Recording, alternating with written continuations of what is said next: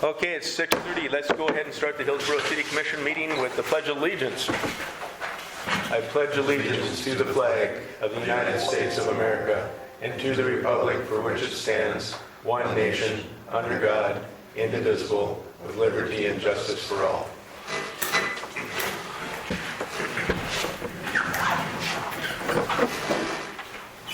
Okay, we're getting some feedback, so it sounds like it's probably working. Have all the commissioners had a chance to read the minutes from December 20th? And if so, could I get a motion to take and approve the minutes as written? I'll move to approve. Levi moves to approve. Do I have a second? I'll second it. Dave seconds. Any discussion? All in favor say aye. Aye. All opposed, same. And reading of the minutes carries. Presentation of the bills. I had a chance to go through the bills from my perspective. Have all the other commissioners had a chance to review the bills? And if so, could I get a motion to take and approve the presentation of the bills as written and given? I'll move to approve. Levi moves. Do I have a second? Mike seconds. Do I have any other discussion? Hearing none, all in favor say aye. Aye. All opposed, same. We would like to take and amend the agenda tonight, so to talk about the credit card notes that were given that we weren't able to cover on the 20th of December. So if I could get a motion to amend our January 3rd agenda to include discussion about the credit card. That'd be 6, 7 then, or where are you going to put that under? We'll just, The old business. yep, we'll just do it at the same time. So 6.7. Yep. I'd also like to add 2021-004 and 2021-002 Hillsboro Beautification tickets, just an update on those also. So 2021's on, Levi? You got another one? Or these are two separate ones? The ones that we talked about at the last meeting, just see Okay. our progress. 2021-004. Yep, and I think it's 2021-002. Okay. And do you want to put those on 6.4? With the same discussion? Or 6, we can make it at 6.8, that's fine. 6.8? Okay. So now do I have a motion to take and... I'll move to make those changes to the agenda. Levi makes a motion. Do I have a second? Second. Mike seconds. Any discussion? All in favor say aye. Aye. All opposed, same. Okay, city commissioner reports. Paul, let's start with you tonight.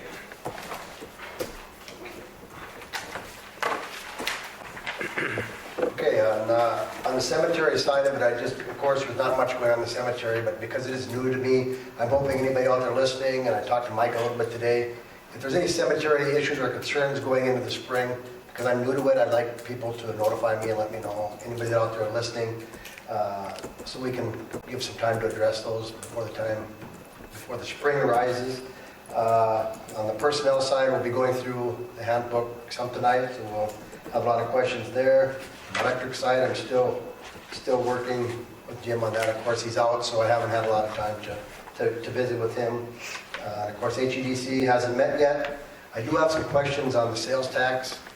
I don't know if that number is right. I need some question at some point on that to see where that's at. And then I'd like to, at some point, if we could get together and set up a point when, I know you said that they were changing your chair maybe in January. I think we're going to vote for the officers. Whatever that ends up being, and yourself, if we could get that, so that's kind of what I want to move forward on that, so. Other than that, that's all I would like to make sure that we do that, so. I'll buy you coffee sometime, then we'll talk about Let's it. do it, yep. Okay. And we'll see if we can maybe get Gary or somebody to just start the process. You bet. Anything else, Paul? That's all I have. Okay. Moving on to Mike. The only thing I have is for next Monday's P&Z, I'm gonna try and get most of the contractors there for the meeting to see what their beliefs are about the building permit process. So, I know I talked to Mitch and Casey a month ago, and yeah, they're looking forward to having that meeting with you, so. yeah. So, Okay. that's all I have. I'll try to make that one also. Okay, Dave. The only thing I have is tomorrow at 10, Terry and I and Ashley and Steve will be meeting to talk about the street repairs. We'll have a report for you in the following commission meeting. That's all I have. Thanks, Dave.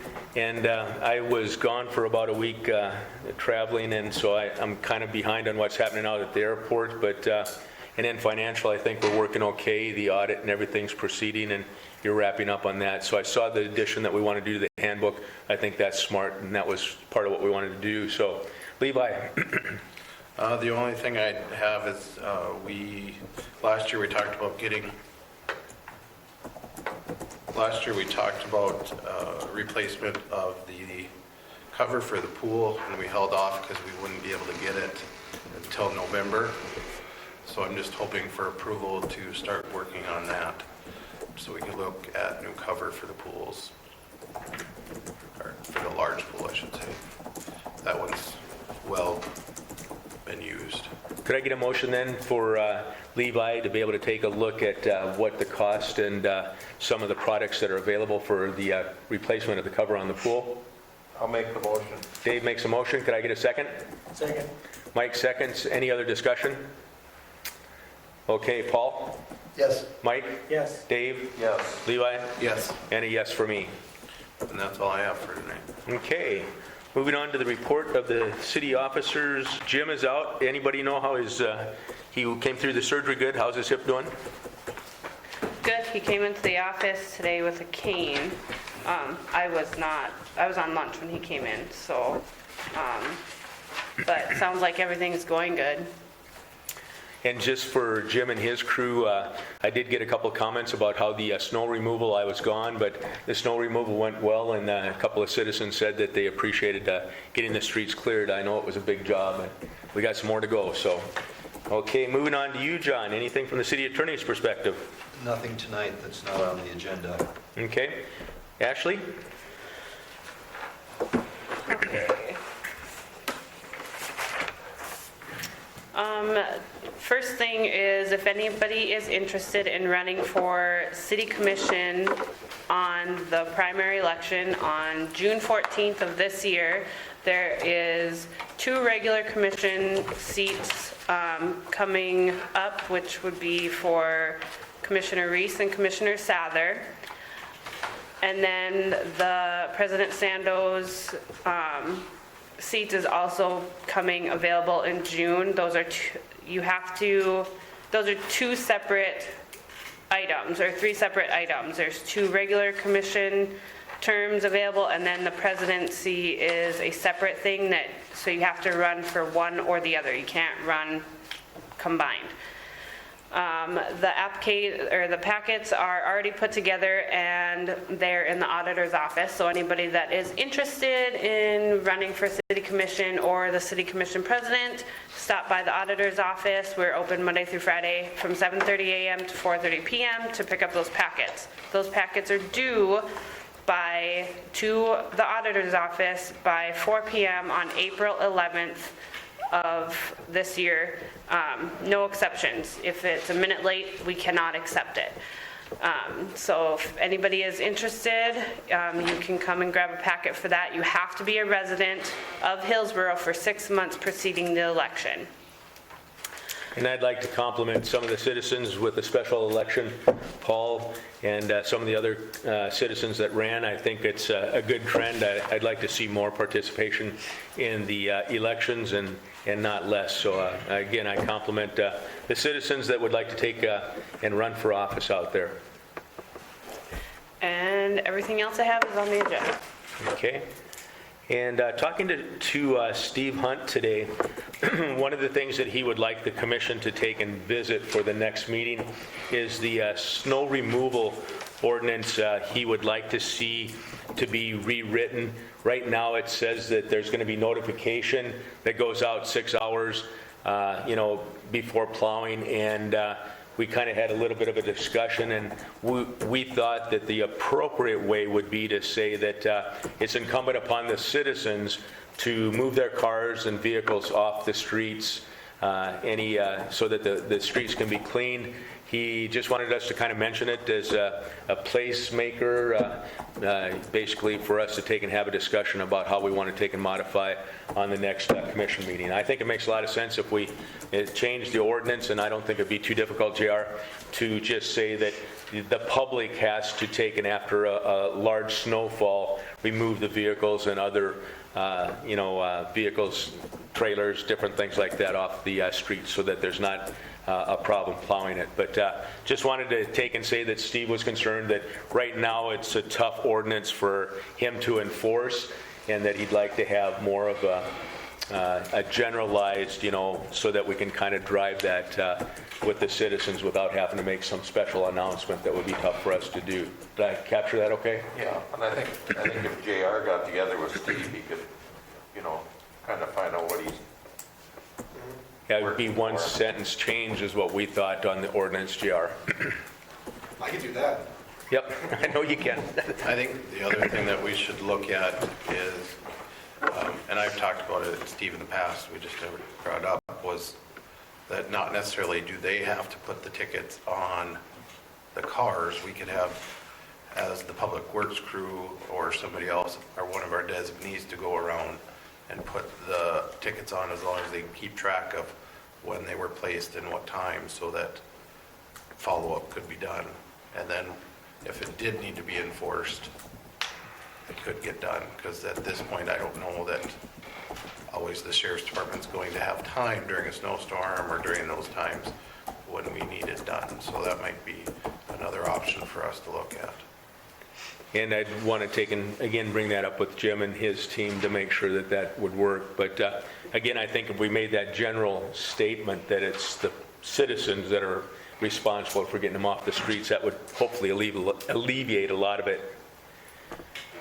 But I think you still have to place the ticket on there, and it has to be on for so long before you would be able to tow. So that's something we should look at also. Or we could just pick a certain part of town and tell them that you're parked on the streets in this part of town on this certain night, you are going to get towed, And I think that's what some of the larger cities do too, is they have designated streets that are emergencies and then clearing, and it kind of sequences through. So they, I think they give them, 12 hours on some of the areas. But let's bring that discussion up, and then JR, stand by to, take a look at how we can change that ordinance and tweak it up a little bit. I'd like to go back to Ashley to take and talk about a bill that she got today. So we had somebody call in last week, middle of December. It was a hectic month, but I was in the office by myself. Julie was out. Sarah had not started yet. And this account it's a rental account. And so when they asked for the bill, and like I said, I was by myself, I pulled up the wrong account and told them that there was a zero balance. They called in today, and they are asking, since I told them the incorrect amount, if we could take off $20 off their bill, even though the late charge was only $1.97.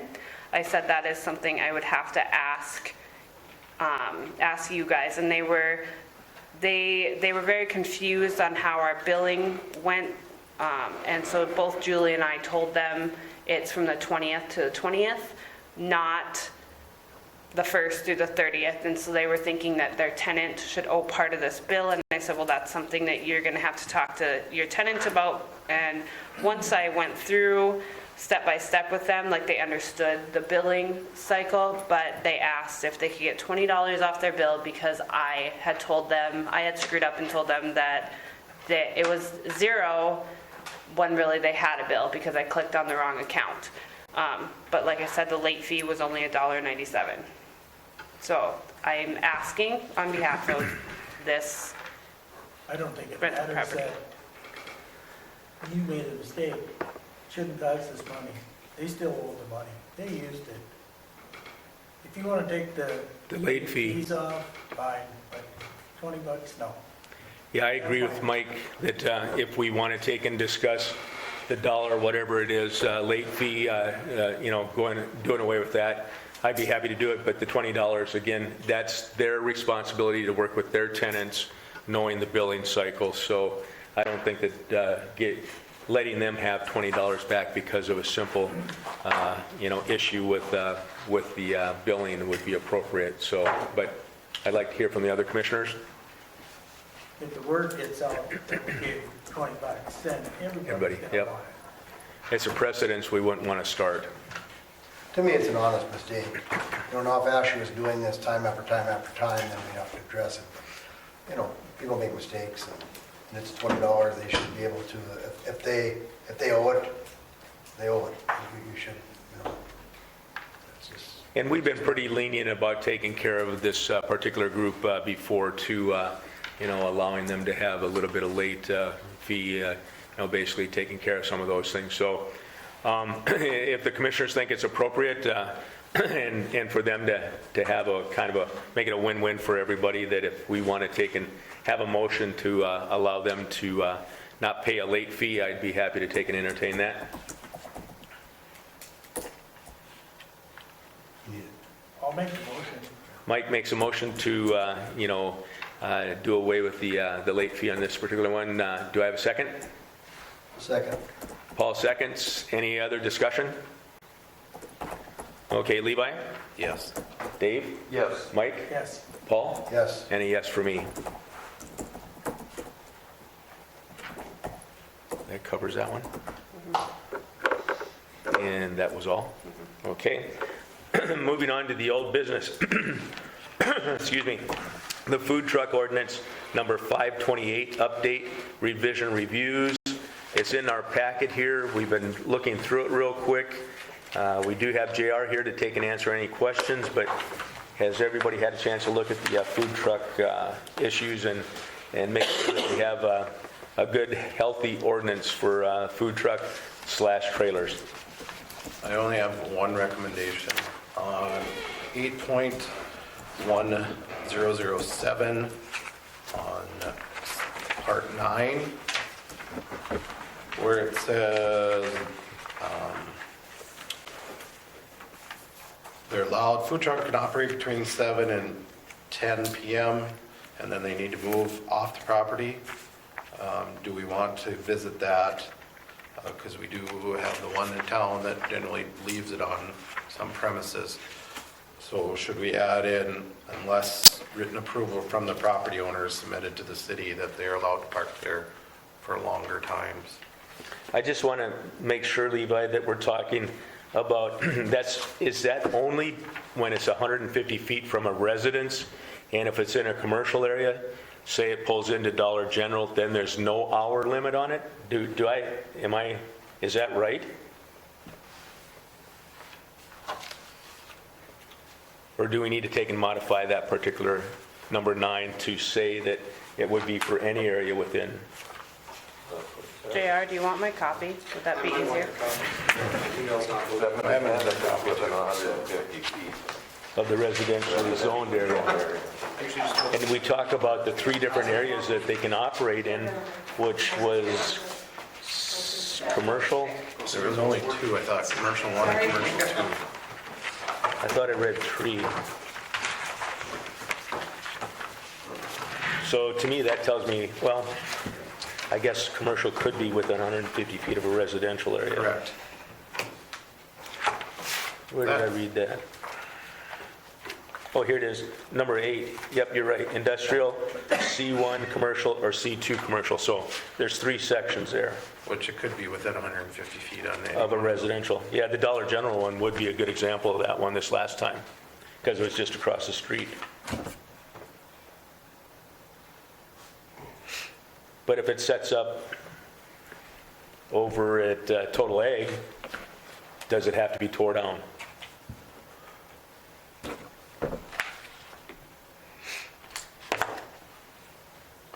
Well, that's where I think it's part of that letter,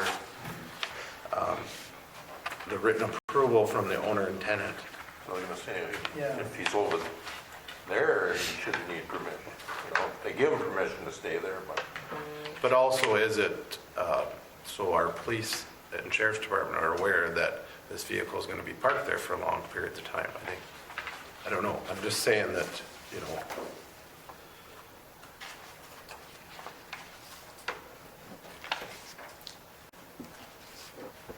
Well, and then number 4, a food truck must be removed from its operating location and parked in a storage area each night. So maybe that covers everything? But it's still saying where's in a storage area is not necessarily where it's working or at. Right, So right. that's, But if I interpret that, that says that if I'm doing, retail food out at Total Ag, for example, in a commercial area, that I still have to take my truck down and store it for the night, according to number 4.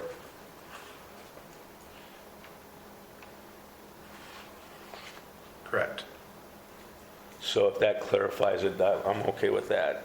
But what about the one at A&R? I'm just saying, we have allowed him in the past that he's parked everywhere. He's the one that brought it to us. Do we want to? I don't think it's a horrible idea. I think it's just part of it is they don't want somebody to come in and park and leave their truck there forever. I feel as long as the property owner says it's okay to leave it there and they have it just needs to be written and turned in on the application. Just my thought. I agree with you. And I think he did get the approval from A&R to park it next to it, yeah. But as of right now, it'll say, if you go by number 4, it'll say that He has to move it. He has to move it every night.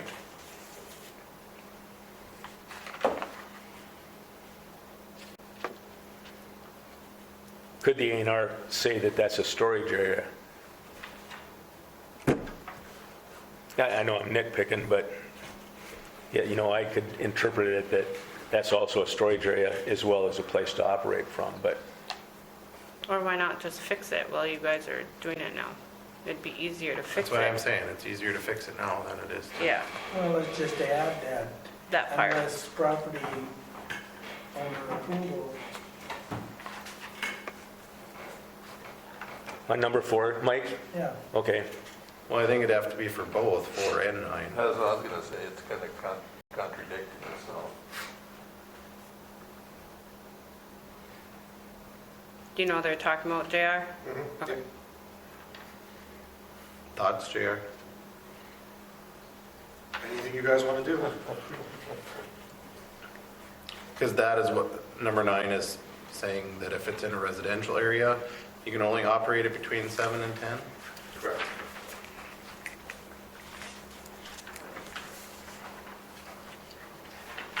so if we change number 4, I don't think we have to change number 9 then. Well, I could just delete the last line off number 9 because it's repetitive. Okay, Then we wouldn't have to look at 2 different spots, which I What- would recommend. what do the commissioners think about taking that last sentence off? The one online isn't matching up with what you're discussing. No, it isn't. That's the problem we have. Okay. Yeah. I'll go through it, though. I'll go through it here, so you probably read it, I'm assuming. The updated one? Levi? Yeah. I can kind of go through it, too, if you want. I made The ones copies that of the we- wrong one for tonight's meeting, not the red line one that I sent to you guys. I'll go through the That's red fine. one now, Michelle. Sorry, These Michelle. guys. So if you go to, on 8.1006, parking and traffic regulations, number 2, food truck may not, these are some other changes that I talked to JR about. That's why they're in the red. Food truck may not park on a sidewalk or other city right-of-way without prior approval from the city commission or its authorized agent. Whereas before, I believe it was they couldn't park on the right-of-way, correct? So that's one thing that we talked about changing. And you go down to number 5, customer may not use the right-of-way of any city landscaped area for queuing. I had to look that up. That's a line.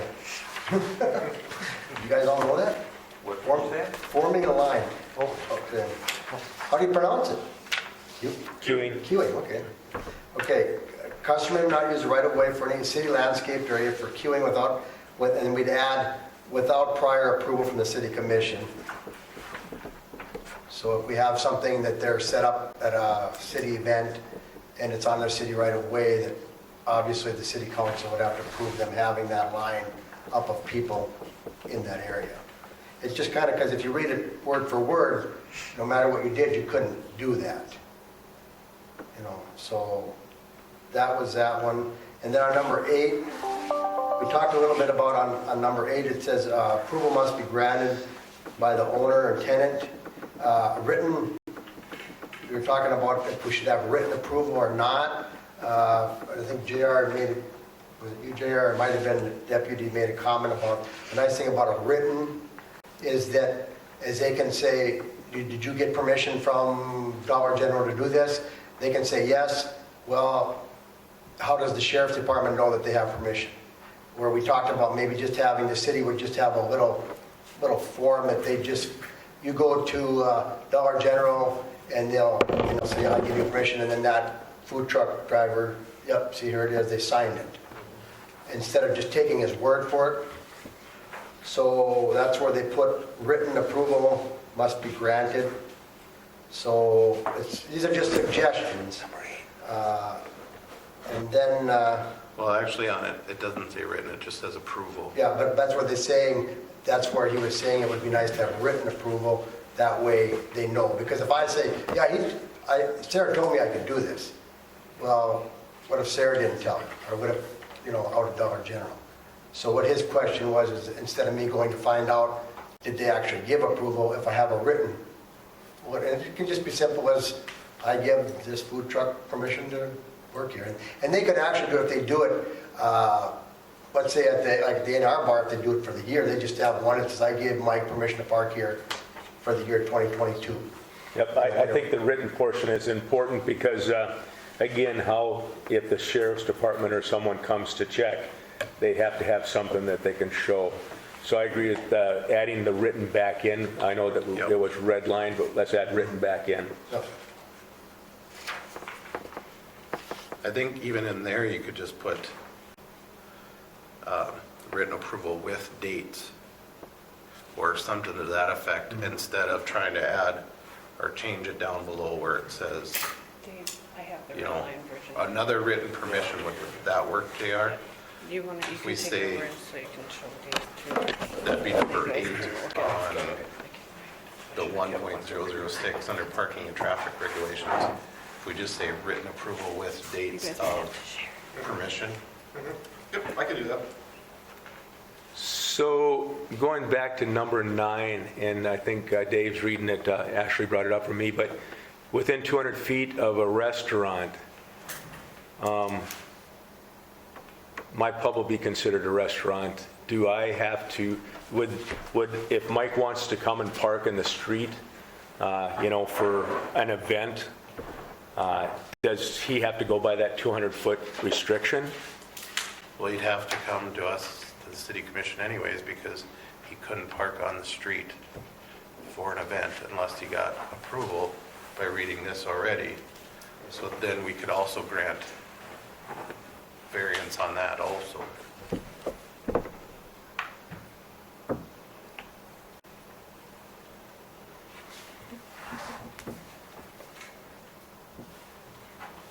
That would be my assumption of it.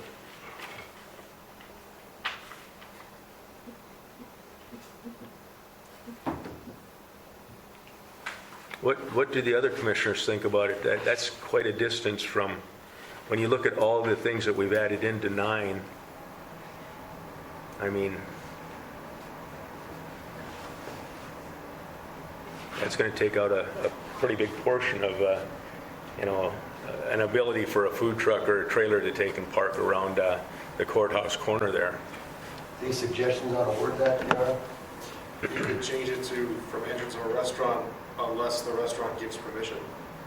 That it prefers it gives them the, I think something like that would be appropriate. And then, obviously, like you say, the commission would be city looking at the selected same thing. street use, Yep, but the yep. restaurant could.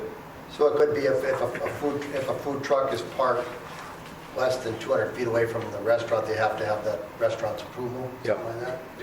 Or we could even say in front of that restaurant. You can't park in front of the restaurant with that. Well, see, I'm going back to the junkyard. If you go down there, they had 2 food trucks, and they parked right in front of their outside eating and drinking area. And to me, it's attractive in a way that, we're never going to have enough food in Hillsboro. So, I wouldn't have any problems with the same issue that they'd be able to park in close proximity to my entrance, I wouldn't have a problem with that. The only thing is that we have limited parking, which is something totally different to deal with. But from my perspective, I can see where we're trying to make sure that, the restaurant businesses are taken care of, but in a way, having competition and, collaboration is maybe a better way to look at this. So, just my opinion. I don't know, I don't know about the 200 feet part, but I think that as long as that communication is between the restaurant owner and the food trucks, I think that would be the paramount thing that we want to make sure that, if 200 feet is reasonable. It's actually 150 is what it says. Well, it's 200 on the green line one. Yeah, this one says 200 now. Well, it says 150 on the second. Oh, that's residential. Yep, that's residential. 150 is half a block. It's quite a ways. 200 is even more. So that would really be the only debate to me would be if the 150 or 200, whatever you want to go, is necessary to be that much. Obviously right in front of it or close to it, like that would be, you'd want the restaurant to. But there again, you could take it away because you're not authorized to park on that property. You're not going to park on the city street without approval through us, which is going to be a special event anyways, which they would have to get approval through us. They're not going to be able to park on that restaurant's lot unless they got approval from that restaurant owner. Okay, let's use this as an example. He wants to park by pickup on the boulevard. Could he? No. Boulevard, Why? the boulevard is city property. City property? Or it also could be considered private property because you're taking care of it as the business or the resident. Or I'd say he's in my parking lot and it's less than 200 feet, can he? You'd have to get approval to park in your parking lot From me, from you. right? What I'm saying is, the point I'm trying to make is, at what point where do we want him? So because I say, well, you can park there, but I feel that if he's not happy with it, or any restaurant owner, I wouldn't allow that to happen, you know what I mean? So what is that comfortable range, or at what point do they have to, that we want them to get permission from the restaurant owner? At any point, or? Well, and now that, to take Paul's argument a little bit further too, that, when Miller's does their specials outside on the east side of the building, and, using the scenario that Paul's talking about, that should also be the grocery store, not just a restaurant. You wouldn't want a food truck from Grand Forks or Fargo to come and park in your parking lot when they're trying to have a fundraising event for the fire department or stuff, anything like that on the sidewalk across from Miller's. So I'm trying to figure out a way to keep it kind of ambiguous, but still not so restrictive that local, food trucks or trailers would have a problem with it. That's a tough one, because you cover so many, like you said, the Miller stuff and the fire department, and, you can, and even the icy or the snow cones, whatever, do we, So then they couldn't park, if we went by 200 feet, then they couldn't park there. well, but then now you're not talking we're talking restaurants too. So, okay, what's a restaurant? Because Miller's isn't a restaurant. And would that be 200 feet from Terry's if you measured it off? Probably not. Probably not, so, do we want to, I don't know, is it simple as just getting that business's permission? Would that be the easiest route to go? I would think so. And I think that that's the appropriate way to do it. I think so too, just for good relationships and nothing else, And if they're not happy, well, then you park 205 feet away.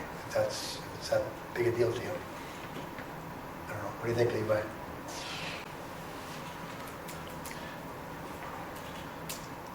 I don't think that we should necessarily have to. I mean, we're putting in a food truck ordinance because we had people coming in. It wasn't because we have 1,000 people coming in. I don't know that we have to get too restrictive on it at this point. The point was we wanted to see who's in here, make sure they're registered, make sure they're bringing in quality, clean food into our community. It's not about, it wasn't necessarily all about the other stuff that we're trying to get into. But do we want to be proactive so we don't have that problem? We're also not Fargo and Grand Forks, where I understand. I think that business owners and HBA and everybody can work together, I think, to get that done. I would sure hope so too. And I must have missed it, but is there something specifically in here that says where the city taxes, get reimbursed to us? It was just gonna go black, that's why I touched it. I don't know. Number 10 on that same line there. It says all food trucks must comply with state and local sales tax regulations. At the request of the city, food and truck licenses shall provide adequate proof of compliance with the collection and remittance of applicable sales tax. The very last thing on the third page here. It's under 8.1007. This is the updated one. Might not be on yours, 10. I have it pulled up. Yep, it's added here. Okay.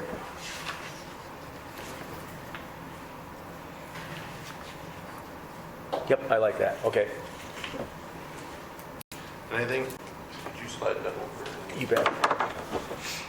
if we go back to number 9 or number 8, under the hours operation, I think we could cross out if it is in with the 150 residential zone, and say that a food truck should operate between 7 and 10 most days, unless there's some other event going on, which we would then authorize for. Just my thought. Mike, is Paul not sharing?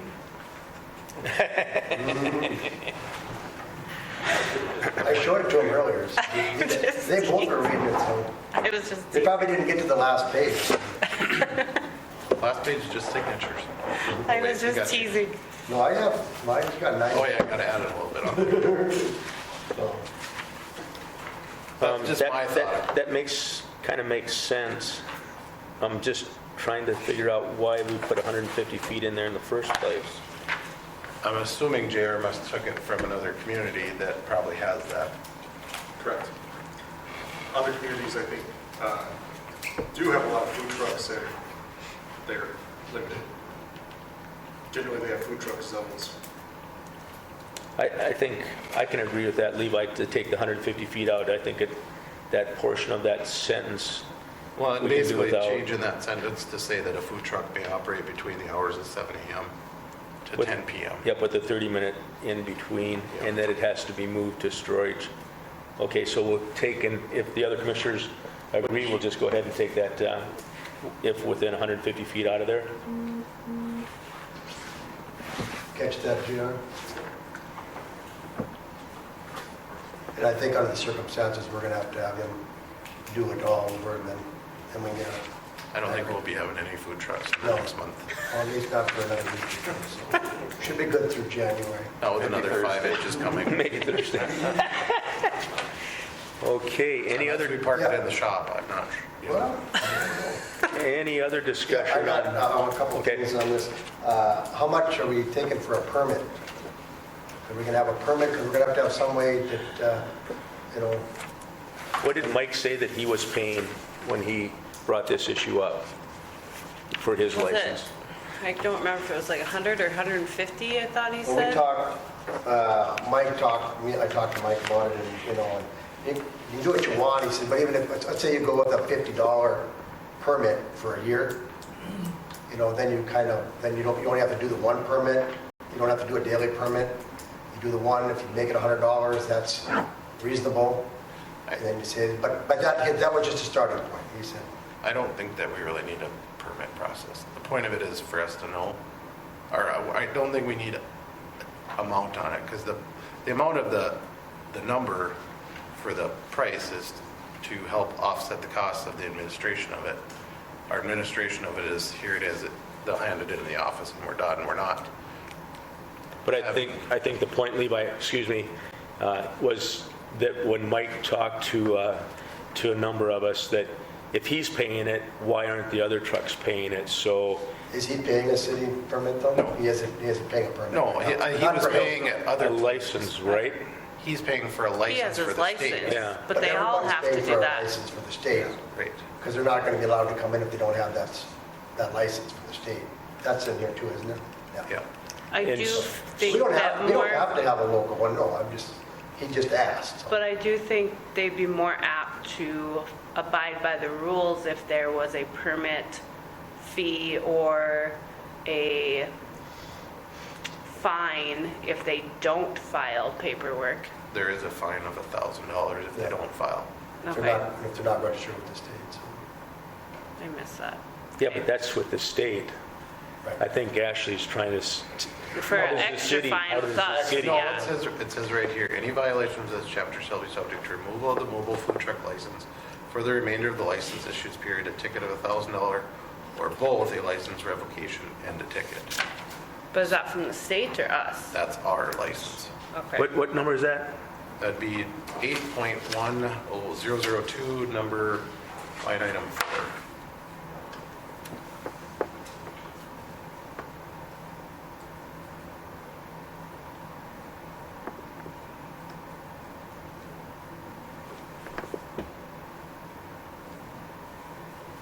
Any violations of this chapter shall be subject to. So we would be able to, as a city, take the food truck state license. The license referred to is the city license. And so that kind of goes back to, do we have a license for the local truck? Yes, so the license for the local truck is for 1 year. And it's a state license, right? Our license, to get it, you need to have the state license, you need to have approval from the business where you're going to park, and you need to show that you have your insurance, Insurance, Department of Health. your Department of Health, which would be your other, all those have to be in one packet, turned in and said, here it is. Ashley would then issue a certificate that says you are licensed from, So we'd have to make one like we just like we do do for the the beer. liquor. Okay. Yep. basically it says, no person shall set up or operate a food truck without first obtaining a license, that means the city, and meeting the requirements and conditions laid on this chapter. The city auditor is authorized to issue a license for a mobile truck. This license may only be obtained if the North Dakota Department of Health has licensed the food truck. So they'd have to have that proof. Plus, they would have to have proof of insurance. So these are all things you'd have as a cheat sheet before you give them the permit. Right. They'd have to have proof of this in their Right. truck. So Okay, this so- ordinance would just have to sit out front Right. so we had this at all times. And so now if Mike goes to Grand Forks and sets up his food truck, he pays a permit. Yes. So I think it would be fair that a truck that comes from Grand Forks or Fargo to Hillsboro should have to pay a similar permit for them to operate here. It really doesn't matter to me, unless it's a huge burden on our auditor's office to do the paperwork. You know, what are we gonna, one question I was asked by a friend that was in this time, I know, was a commissioner, he says, what are you doing with the money? If you're gonna charge a fee, what are you doing with it? Are you just charging a fee for the sake of charging a fee? Or, you know, and that's my point here, is Where is if it we're not gonna going? put this money towards an expense of some sort, why do we really need to charge them a fee? You know, It doesn't cost us anything for the paper, it doesn't, I Right. mean, we charge a fee for pet licenses, but that pays for the tags and the different things. Right. We don't have anything that we need to pay for with this license. And not that $20 or $50 should, if $50 is gonna keep a food truck from coming to Hillsboro, you know, then they got bigger problems, and But the point of this was to get them licensed to know that So they're over here. they're safe, Yep. and that they know that they're paying their taxes, which that's where we want the revenue. We don't need the $20 or the $50, is my opinion. Both good arguments. What do you? I think we should just skip the permit, and as long as they got all the right paperwork and from the state and the Board of Health. they have to have the permit, they just You don't mean have the to pay. fee? You mean the fee? The fee. Yeah, Skip the fee. I'm sorry. yeah, because we still want them to come into the city Right. hall. So you okay with Mike, us you skipping the okay with fee, that Mike? too? Okay, could I, And I would like to see Ashley or JR come up with this ordinance, a application, you know, with a checklist of this is what you need with it, and then a certificate of this is what we're gonna look like. And also a little form for the written, for to park the truck. And can we Put take, that in that packet too. and can we take and hang that on the The social thing. media site as well as the website? So you want like, what are you talking about? Sure. Well, we just- Like a certificate, so they have to hang it up, so when you Well, walk no, up just there, you something can so see that they're well, the licensed. certificate, I'm not sure what he's looking for, but I'm looking for just so that they have gotten written proof from the business owner that they can park. That part okay. too. I was saying certificate, like That we do for the proof, right. liquor license, that they are approved that they can Yeah. operate. And that's the one they would have to display in their truck. That's why I was confused. You guys Yeah. were talking about two different Yeah, things. yeah. Well, they're both needed to be included in that packet. Right. Yep, and then put all the packet on the website and then advertise it on haven't- social media. I would assume that, I think we should wait till all this is together. Yep, We get it one more final Right. time, and then we got two I reviews. agree. Yep, we just wait till next meeting and everybody has a chance to read the final draft. It might take a couple meetings, but Just you're right. as long as Ashley sends out the right one. Oh, man. Thanks for that bird, Levi.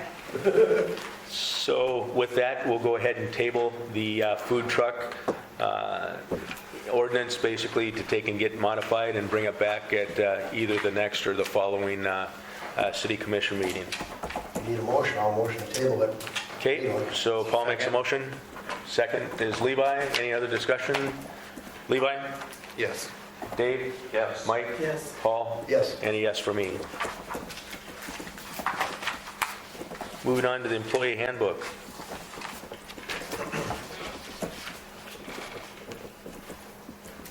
Paul, I'm going to turn it over to you at this point. Has everybody had a chance to review that handbook? Not as much as I would Not like. as much as you'd like. I was There's a telling lot. somebody today, it seems awful, kind of a sad state for our culture, that we have to have a 8-page employee handbook. It doesn't say much, but it's the world we live in, unfortunately. So if we kind of page through it real quick, there isn't too many things that are going to come to the top. I think there was probably a half a dozen things or so, and you guys just jump in if I'm wrong, but as you can see, they've changed the chain of command or added the chain of command on page 5. Yeah, because that was not in there prior to Sean and I looking at it. I don't know if anybody has any questions on that. Does that look good to everybody? Yep. Okay.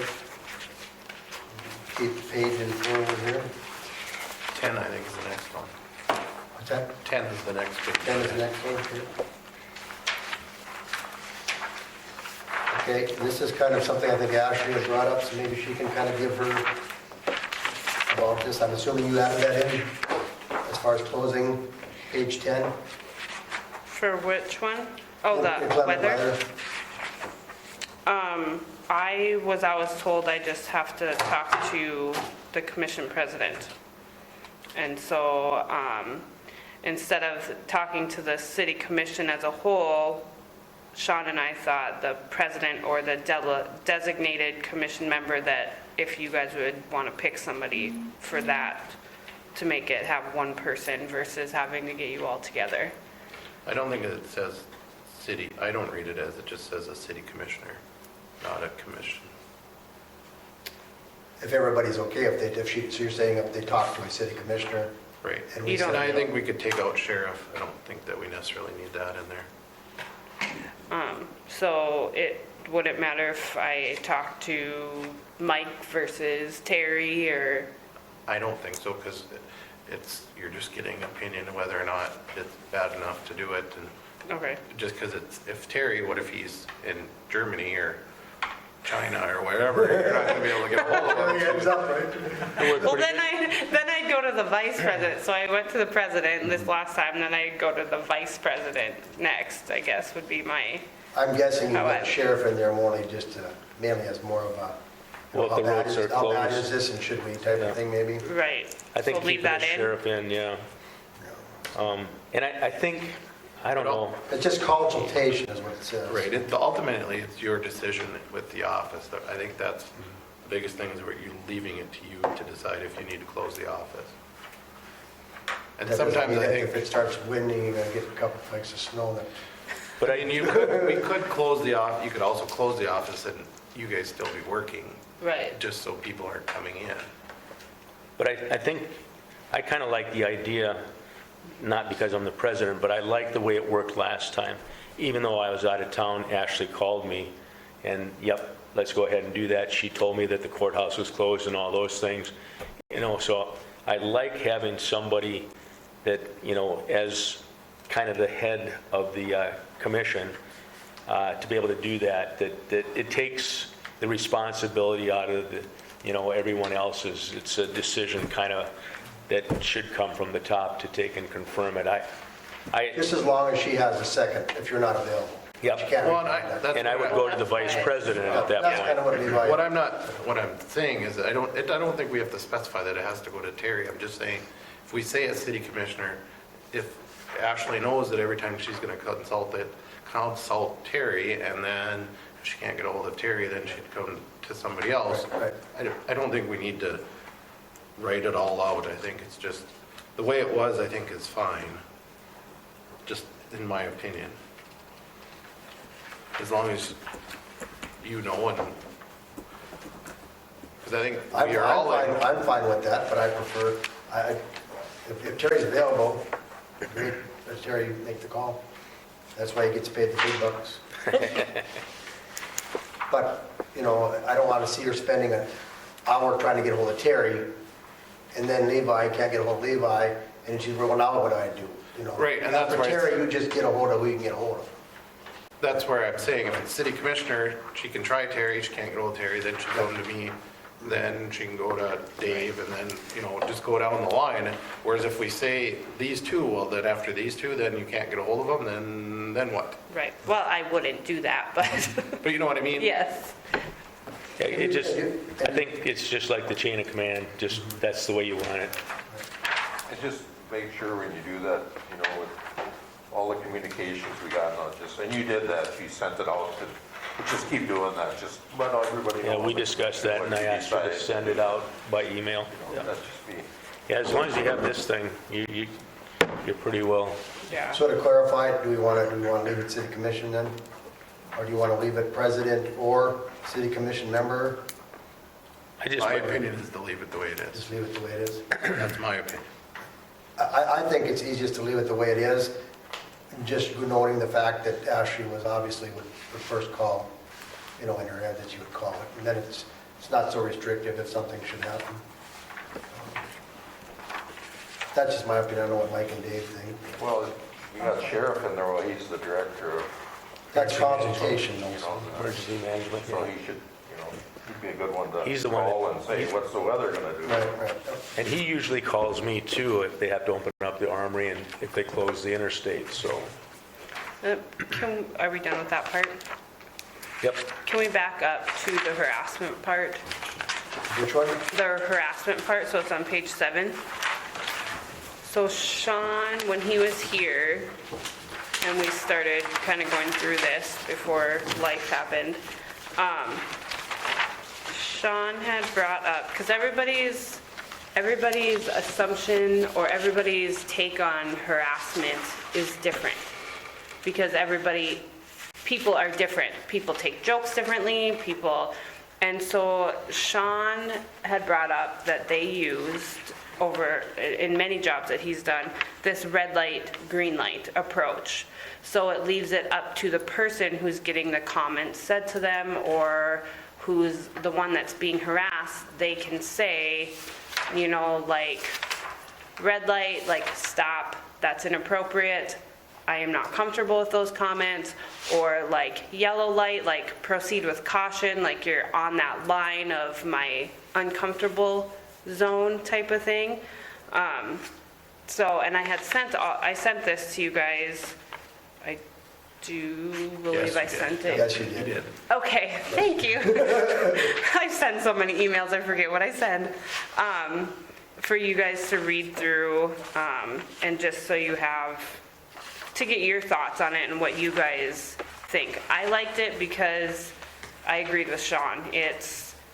Everybody's different, so everybody's take on what harassment or sexual harassment is different depending on what kind of jokes a person can take or what kind of jokes somebody else says, and this is kind of a way to let them know hey, I'm not okay with that, or yep, that's fine, or let's err on the side of caution here and not, talk about that type of stuff. I haven't So- seen it. I did email it, Dave. Hand me my computer then. There's my copy. Mine has highlighted stuff in it, though. I think it's good. I don't know that it has to be in the policy book. I think it's more of, A separate item that you would hand out. or Jim's not here, so we can say it, that they may have to have a seminar on sexual harassment or other things to make sure that everybody's aware of it. Just making sure I have you're not read the texting whole- me. I have not read that whole policy yet. I know that we talked about it a little bit, and I can see what the benefit is, but Is there an issue of being able to quantify that? So is it one red light? Is that, read it, Levi? No, I'm serious. I'm kind of serious about it. No, I How would agree. you apply that? I'd have to read through it's been a while since I read through that whole thing, but we'd probably have to come up with, because that's just a guideline. So you'd have to come up with your own, okay, if I tell you red light, then stop. If you don't stop, then maybe there's other actions. Then you go to the supervisor or the personnel commissioner, or red light means red light, stop. Maybe there are no second chances within a 6-month period, or, there would have to be stipulations, definitely. It's just something that Sean had brought in when we were talking about it when he was here, and so I just thought I would let you guys look at it and see what you guys, That's where I think it should be not necessarily in the policy because each individual person, Paul may take one red light and that's enough and he doesn't want any more. And Dave may say, well, a red light can be 4 or 5 times before he's had enough. But it's up to that individual to know that at any point there's something that they don't feel comfortable with, that they can come to the personnel commissioner or their supervisor or the city commission, and that our stance as a city commission is that we will not stand for any type of harassment. right, and Jim is listening, just so we know. I just don't want it to inhibit Right. that individual from being able to go either to the supervisor or above, and I guess it would be difficult for me to say a red light type of a situation, but that's because my military career, I went through a lot of crap. But I just don't want it to inhibit an individual thinking that they have to have so many criteria lights to get to wherever they have to go, so. I think we have an awful lot in here already that covers a lot of things that would be just more. I think it's just something that we could talk about at a future time. I don't think we need to do it right at this particular moment, especially if we're not having any issues at this particular time. I think we just kind of, Because I think our 4 steps that we have under harassment pretty much spells it out that, first, if you can find somebody that is a witness to it, that you talk to that individual if you can. If not, does it stop? And then you go up the chain of command to your supervisor or the personnel commissioner. Yeah, it was just a thing. Like I said, I think it's a reference for Right, you guys to sit down through a seminar, whatever, for a morning right. to learn. So did I hear Levi say he's volunteering to do the I seminar? am not qualified in any way to teach it. I thought I heard Jim text it to me. But I know there is many, Jim is already setting a time aside for that? or- I think so. but I can tell you See. that I've sat through many of them and all of them are worthwhile. They're So beneficial. they're very beneficial. You just need to pick one that works best for us. Okay, we'll move ahead, the end of page 11 and the top of page 12. Again, this is deals with conflicts of interest, and it's also going to kind of come under the bereavement too. She had put in instead of, she put out marriage, and they put for the conflicts of interest, domestic partner or childhood friend. I don't know if you want to elaborate on that. Because of today's society with, there's same-sex marriages and Myself, I'm not married, but we live together, so trying to be, what's the politically correct, I guess, so you're not offending anybody. I think it is covered basically when it says, or whose relationship with the employee is similar to that of persons who are related by blood or marriage, which I would guess a domestic partner, you would consider them as similar to marriage, even though you haven't had a certificate that says that. Right, it just can be sticky in today's society is why we were thinking it would be best to have that. I mean, we don't have to, it was just, again, these are just options that we went through last year when Sean and I were going through this. Can't you just say relationship? Well, it doesn't hurt anything to put it in there. You just add it, I think. You know, But I by don't think blood you would or cross out relationship. marriage, you would Yeah, add. Well, we could add, yeah. by blood or relationship. Well, it really opens it up when you got that word similar in there. It's just, Right, I mean, it could be anything. could be anything, you know. Because when I read it as similar that, your neighbor that you've known all your life is like your brother. Well, that's going to be, and that's more of a conversation that you have to be, that our employees need to be open and honest about what's going Right. on.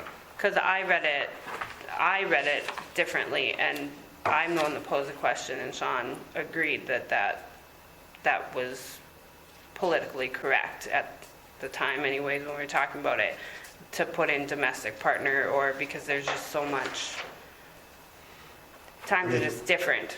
What do you think, John? We add it in there, or leave it just to marriage? Well, couldn't you change marriage to relationship, because that covers everything?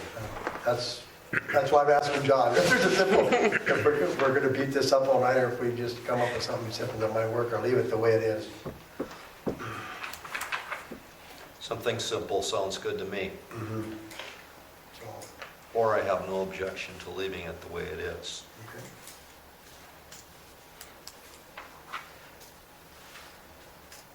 What are your thoughts, Lou? Like, just put that, just add the domestic partner to it? I think if But we be just married. leave it the way it is, Just I leave it think the way it it's, is? I have no problem with leaving it the way. I don't know what you guys' thoughts are. I don't have a problem either way. Well, how do you feel? I I think it's covered with the similar in there, and yes, it does maybe clarify it, but it might become a little more touchy on the next one, but not on this one. it doesn't matter to me, I just, something I had seen, so. Just leave it the way it is then? You guys think?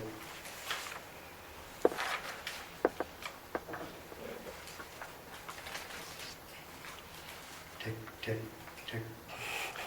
I was just looking at the last paragraph there. Do we have to talk about any NDA types of, anything in that particular paragraph?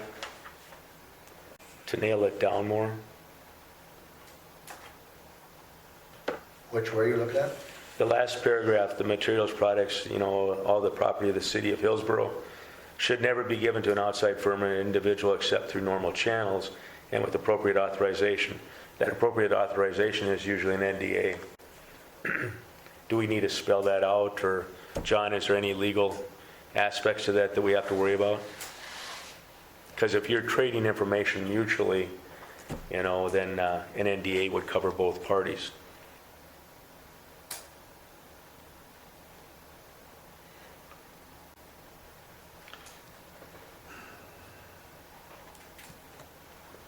not to jump in, John, but do we really have to worry about it? Because 90% of our stuff that we have has to be disclosed. The only thing that couldn't be disclosed would be personnel information, Right.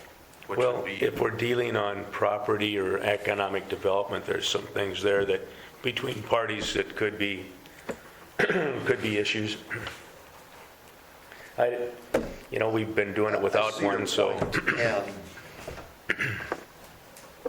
maybe the answer is take a shot at a non-disclosure agreement and see how simple you can make it, and if it's worth the effort, or if we just stay with what we have, which says appropriate authorization. I don't like that last sentence, though. Any employee who participates in such a practice will be subject to disciplinary action up to and including possible discharge.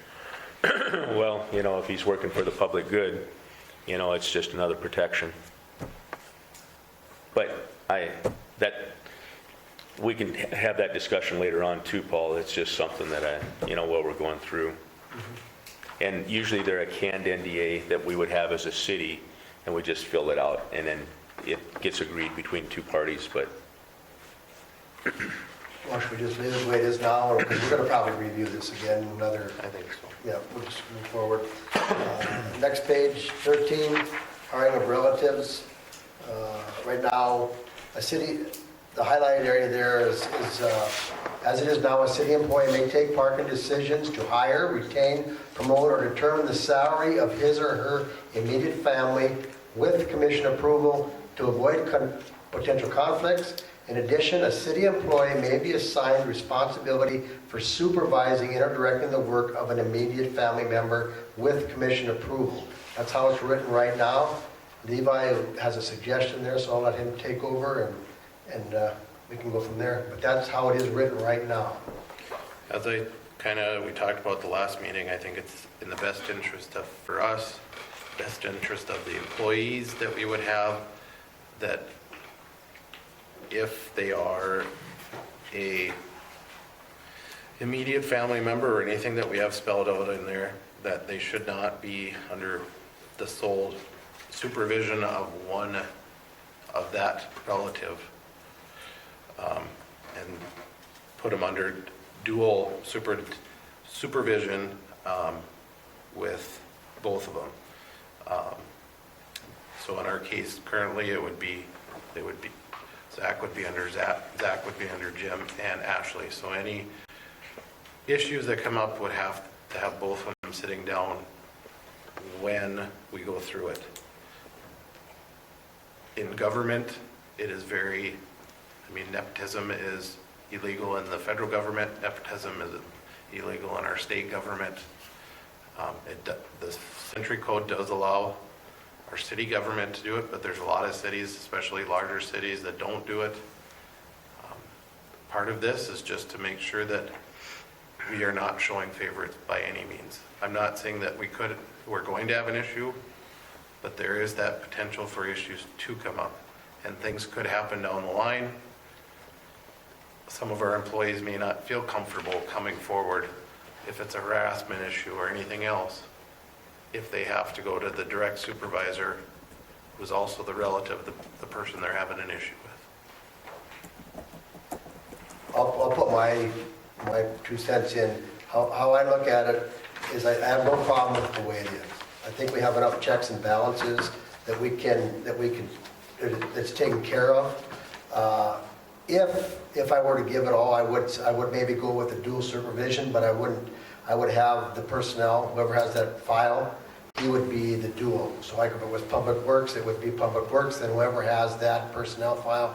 And if it was a city auditor that had a family member, that would be the personnel file holder at that time too. I don't necessarily want to put the extra burden on our superintendent or our city auditor. That's just my feeling. I don't know, Jim is not here to say, but I would speculate that Jim, and I hope I'm not speaking for him, I don't think that he would like it this way, and I don't think Ashley, she's here to speak for herself, I think she doesn't prefer to be involved with that either. Correct me if I'm wrong. I think there's so many safety things put in place already on this, whether it comes to the hiring, and the commission approval, and so on and so forth. I don't think we need to. Yes, we can talk all day as, well, do we want family members? In today's climate, it's hard to get good employees.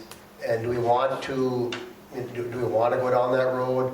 I feel that I don't. Again, this is my own personal opinion. I think that we just do a good job, or as best a job as we can as a city council, to make sure that whenever this is in place, that we have those fail-safes that are hopefully going to prevent that favoritism or anything like that.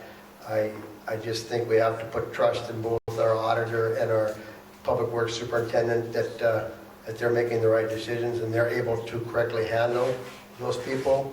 We do have that chain of command, and I just think that, I think we have to put faith in them, that they're gonna do a good job, faith in us as a council, that we're gonna stay on top of it. And if we have a co-worker out at the superintendent or in the auditor's office that has a problem, that as city council members, we're gonna be sure to address it, so that we're not giving that appearance of favoritism. I think that's important on our part. Obviously, if those employees aren't comfortable coming to their supervisors, there is another place that they can go if they feel that somebody is getting played favoritism. But I just don't want to take away the opportunity, for family members to be able to be hired by the city of Hillsboro. And that's just my opinion. I'll leave it at that. And Dave and I agree with Paul that that paragraph there, we have the commission overseeing the process in two separate ones. And I look at the last hire, even though it was Jim's son, it was, a seamless opportunity, and we were made well aware so that all the commissioners could take and, weigh in on it too. So I kind of, again, like the current, way that it's written, and it doesn't put an undue burden on any, either one of the supervisors basically to have to take and do any extra work. I will say this, that I am one commissioner making one opinion. It is up to the rest of you guys to decide which way you want to go.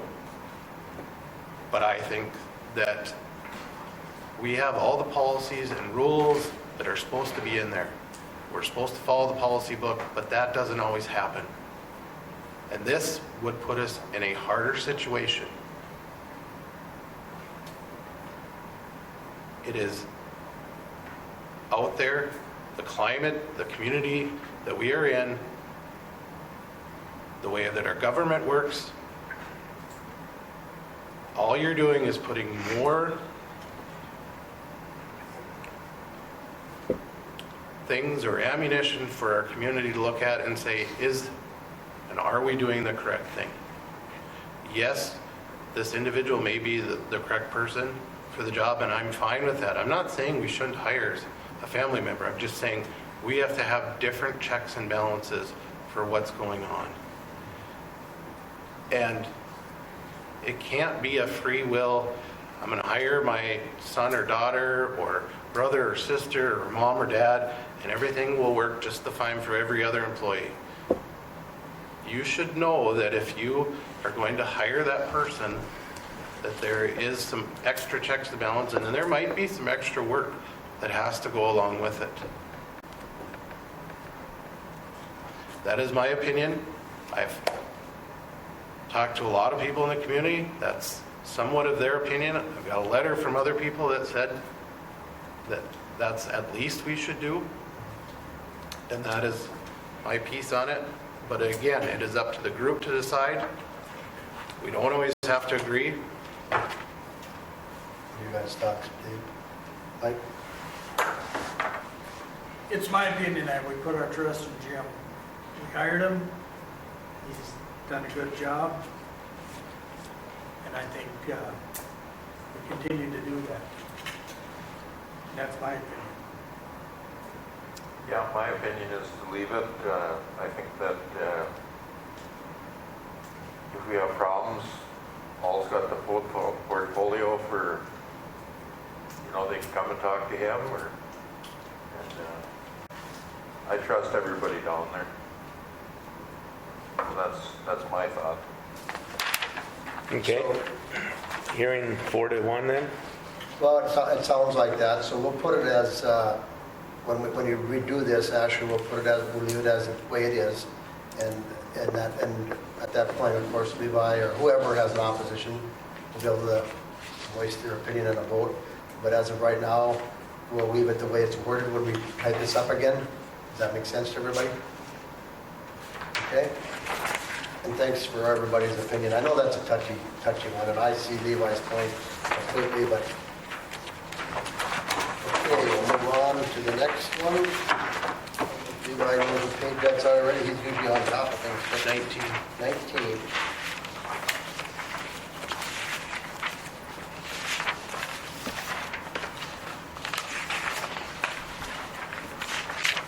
Is this just a clarification then, Ashley, you want to clarify there?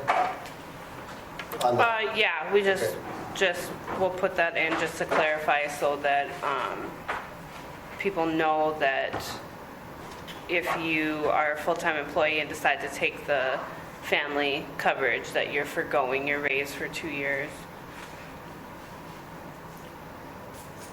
I think under uniform allowance, we can take out the law enforcement according to Century Code. And the only other thing that we should add under Public Works is the shirts, winter coat, and light jacket must be high-vis or ANSI approved. And I don't know if we want to put in there that all employees must be wearing them while out on. I was talking to Jim about that too, and maybe you guys, I did talk to Mike a little bit. At one time, Jim was talking about that they gave them a clothing allowance of like $200. Does that ring a bell? Yeah, for work clothes. For work clothes? I don't Okay, know. so we if should you put take that that in away here. if you did the shirts, or how do you, what do your, Take that away if we take did that this. away? Because you're saying they get 5 shirts. I think annually we said you'd get 5 shirts, a winter coat every couple of years, a jacket every couple of years, and boots every couple of years. If I remember back what we had discussed. Where do they have does Jim have something that he gets those ordered out of then, or how do they? He's been letting the guys pretty much go and get what they, what they want in different places. Then how are they reimbursed, or is it billed right to the I city? think most of the places have a city account. So, yeah, and then they either charge it or else they'll put it on the credit card. And the only other one that that I just remember that we should add is we approved to give the lifeguards, if they stayed the full year, one swimsuit reimbursement. But yeah, I agree with you on the reflective. Because some of them are wearing lime green shirts and they're nice, but there's no reflectivity on them. Right. Lime green doesn't reflect at night, so yeah, we should add that into the. So do they have a set allowance for this? We never set an allowance, we just said Just get what you need. get what they needed. Right, there was an allowance in the past, but we're not going to do that now, right? Whatever as long as they ordered from approved. Well, it was 2 or 250, I believe, for, if they wanted to just get jackets like Carhartt, brown Carhartt jackets, I think. And I think that was every 2 years. Yeah. That's just for the jackets though? Like the Well, coveralls. winter gear type thing? With this information, I would like, and I can share with everybody too, I wouldn't mind talking to Jim to find out, okay, because if we're looking at a certain dollar amount, or if they have a book that they can get them off, kind of where this is going to come from. We're going to say that we would like to have 5 shirts in the winter, because I know he says they've gotten winter coats already, and things like that, so just so we can kind of clarify more before we put it on here. Maybe it has to come from a certain vendor, I don't know. I don't think it matters what vendor, because at first we said we were going to get them all with city approved logo on it, but then they didn't agree to that. But I think as long as we say that yearly 5 shirts, a coat, jacket, and I guess if it was pants or snow pants, and boots every 2 years, I think that's because how do we set a $200 price limit on a pair of boots where not everybody's going to be able to wear the same pair of boots to make it work? So I think So no price limit, We're just talking every 2 years? Boots is steel-toed? Right. Well, that's why I'm wondering if we should maybe, before we print this up, if we should have Jim kind of say, okay, if we say 5 shirts, winter coat, he kind of knows what we're looking at, and then it gets all in there, right? Instead of we saying all this now, and then Jim says, well, what about this? And before it's typed up, we'd all get a copy of what Jim's recommendations would be, and then we could tweak it from there. If I agree, and then come up with a dollar amount. Well, That'd if be we wouldn't, fine. if they wanted to order from, yeah, we can figure that out at that point too, but I think we should get Jim's input a little bit more, especially since he's not able to be here. But it goes back to now the new winter gear has the reflective strips Right, in right, it. and they already so, have a lot of yeah. that already, so he might be able to answer a lot of these questions already for us if he was here. And as far as boots, I think you should go with either composite or steel. Well, that's the policy at the county. They buy the county boots, but it's got to be steel or composite Yeah. boots. You okay with that, Levi, getting a little more information on that, just so we can... I'm fine with that. Yeah, 'cause I just think we can, that way, being he hasn't had the opportunity to be here to represent himself, I think that would be a good way to do it, and maybe he can type that up or write that up or give you that information, and you can just share it with us, Ashley. And we're taking law enforcement out because that's paid as part of the That's- sheriff's There's agreement. paid, yep. Right, Got that, Ashley? yep. Okay. Next. 24. What, Levi, I'll beat you this time. Okay, bereavement leave. We missed Not me or 23. somebody Oh, else? yeah, We missed 23. 23. Are we adding Juneteenth? 23. Good job, Mike, you got me in trouble. I believe we should add that. Are we adding Juneteenth? The state has If it's a done it. federal holiday, I guess. I guess it is. I didn't realize it was a federal holiday now. The state has done it and the county has done it. Yeah. It is a federal holiday, and, so that will be added. Is that what you said, Keith? Okay, bereavement leave, up to 5, is the 5 working days, is that in there now, and you want to change it, or you want to add working? Is that what you're doing? Just making, I don't remember why I highlighted that, to be honest with you. Old age, Ashley? Yeah. Old age, says Yeah. I'm thinking it was probably, if that's Okay. Monday through Friday, or if that's counting like weekends, since some of the guys work on weekends. That's the only reason why I think why I would have highlighted that. So we'll just leave 5, up to 5 working days of bereavement pay, Okay, correct? And we go down to the employer defines immediate family as the employee's spouse is the way it is now, and there they highlighted to change it domestic partner. Any comments on that from?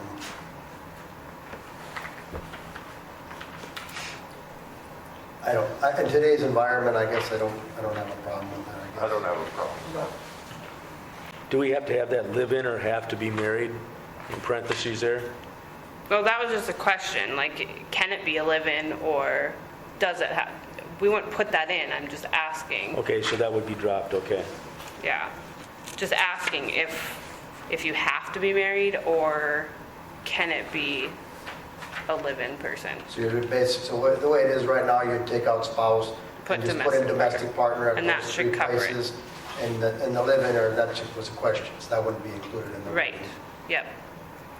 And you're okay with that, Dave? And Yes, I am. how about you, Levi? I think if you just change that, there's some other things that would have to get changed too. I think you'd be better off putting at the end, or the same way that we have it on that other one that says, or the same Or as, similar? or similar.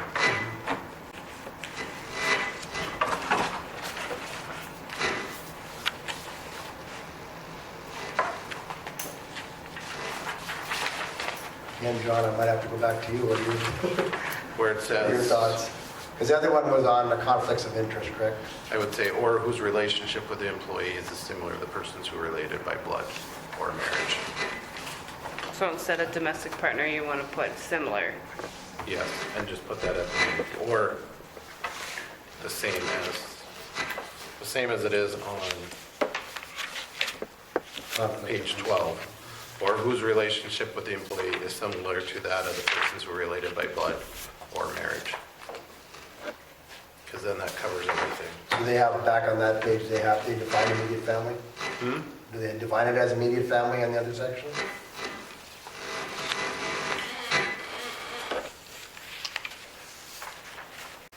No. No. I think it's a little bit different, but that's why, It is, but then if you change, so if you change employee, as employee spouse, domestic partner, parent, I just think it starts getting a little bit, if you add it at the end, it clears it up a little bit more.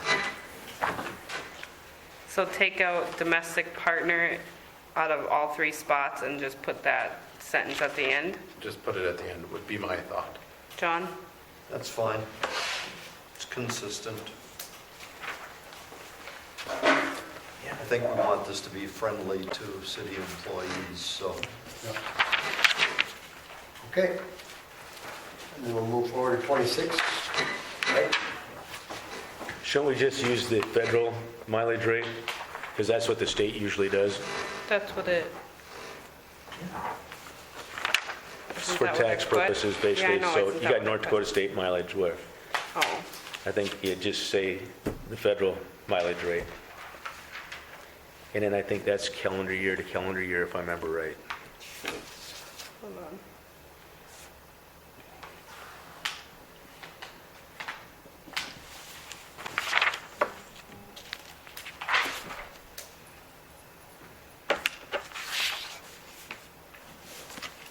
Behind.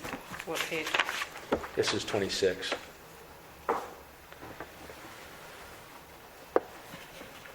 So you want follow federal? Yep, instead of state rate. And then That's calendar year to calendar See, We're year. getting kind of quiet, so as we go on here, we got to remember not to get too far away from our mics. Okay, yep. I'm just relaying the message, so I know that's important to people. Recommending that we change the state rate to the federal rate. Basically, it begins at the tax year, calendar year, and drop the follow the state mileage rate. Just go with federal rate.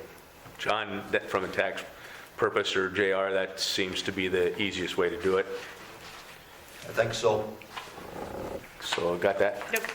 And then, is it still $35 per day for the state for, basically meals Yes. per diem? Is that what it is? So we can't change that at all then? It's If different the- out of state, depending on which city you go to. Okay, so yeah, that was my question, that's why I was asking. But if we're following the federal is different Yep, it is. out of state. But I think the state employees, they still, when they go out of state, they still go by the state rate, if I remember correctly. Not when I go out of state.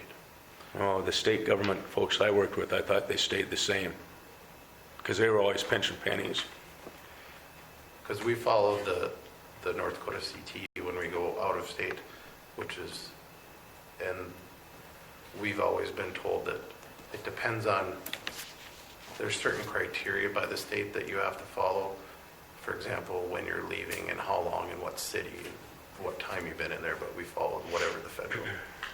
And the reason I'm wondering is because sometimes Jim and I have to go to South Dakota for MRES meetings, or we were supposed to, but we both got sick this last year. So that's why I I don't was know that wondering those are about. big difference. I think it's, but also remember some of those are paid, like Right. meals, so then you got to take those off. Right, yeah. But that's why my question was if this was the same for out of state as, If we're following the federal Just back on guidelines. just, I don't eat that much, so I really don't even, other than what they give me, I don't really eat, so. How would you like it clarified? So you can type it up. You ask us. Well, I guess whatever, If we're following the federal guidelines, then So you're going to change the follow North Dakota State mileage rate to federal, and you're going Yep. to follow federal, or there's no federal? follow, so not state guidelines, follow federal guidelines for out of state? For mileage? No, I got that already. Okay, so we're going to go. so- We're back- we're I on don't know, meals. Is there federal? Is there a for food too? federal? Okay. Federal? Is that, Okay. would that be adequate, more than adequate? more than adequate. More than I just adequate. know that, I think it's 35 for here, and it might be like 54 or something for Indianapolis. So Okay, so every follow- city is, Not it going to depends on. Indianapolis, are you? No. Can't afford that. I have a hard time going to Bismarck. Okay, we got that. Unless there's any more questions. Move on to page 27. She has a question about city electronics, communications, policies, highlighted social media, so I don't know if she wants to add something, or her thoughts were there. We're missing something that we should be covering. I was just making sure that all our social media stuff is, if these policies cover them. And like I didn't get through all of it today like I wanted to.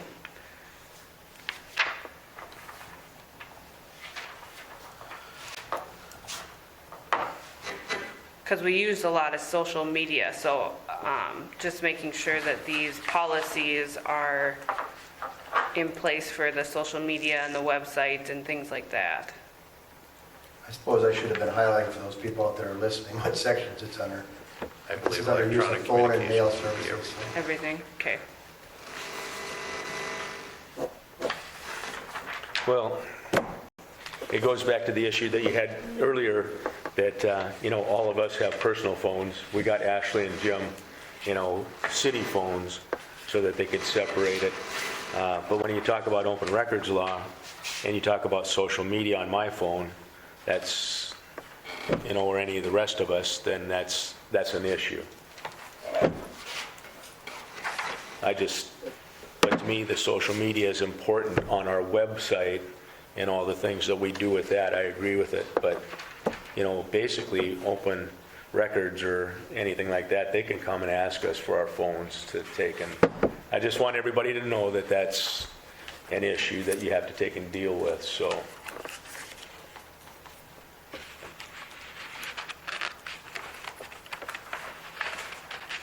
But I got no problem with, as long as we are cognizant of the use of our own LinkedIn, Facebook, or whatever it is, so.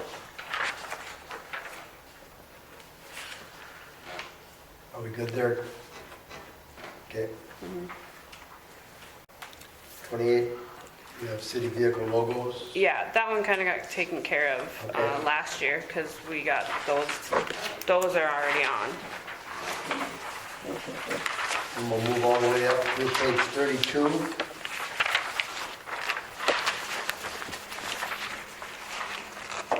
And is this a change or an addition or a This clarification? clarification, because this wasn't We're in, under work hours of work. yeah, this wasn't in the manual before, it just said, and actually the work, it was incorrect. It said we were open from, I think it was 7:30 to 3:30 or something. Let's see. Oh, it was just Monday through Friday, 7:30 to 4:30. It didn't have in there when we changed from Memorial Day, so from Memorial Day to Labor Day, and so we put it in there so that it's automatically in there, is why that's highlighted and put in there, so that our summer hours are stated as well. You may want to put a headline like it has for city or public, where it says city crew, but or public works, and say auditor's office. I think that's on the next page, Levi. Right, but I'm saying it has hours of works. It should separate, saying that this is for the auditor's Right. office, this is for the public works. Right, yep. Just And put a yes, that subtitle time is- underneath The time is 7:30 to 3:30. for the public works, yep.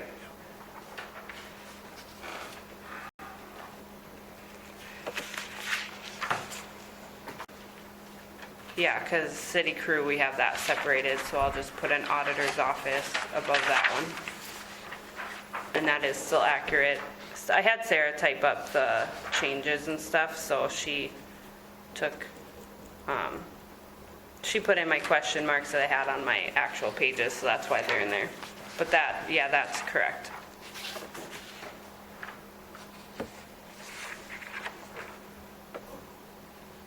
So we're good, you got the city crew changed to 7:30, Levi said, correct? Yep, Okay. City crew is 7. No, was it it's 7 or 7:30. 7.